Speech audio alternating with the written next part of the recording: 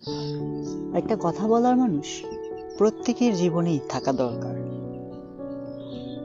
কত মানুষ আছে যারা শুধু দুটো কথা বলতে চায় শুধু, অথচ তাদের কাছে এমন একটা মানুষ নেই যার কাছে গিয়ে তারা বলতে পারে মনের ভিতরে কি কি জমে আছে, কত কত পরিমাণে জমে আছে। তারা তারা হন্য হয়ে একটা মানুষ খুঁজে,